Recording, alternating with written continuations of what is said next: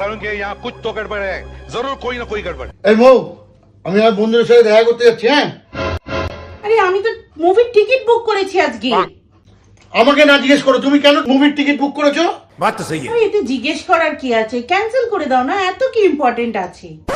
আরে আর ক্যান্সেল কি করে করবো বলো, সব বন্ধুদের খারাপ লাগবে না। কি খারাপটা লাগবে, এমনিতেই তুমি বলো যে তোমার সব বন্ধুরা নিজেদের বউদের নিয়ে পিএনপিসি করো।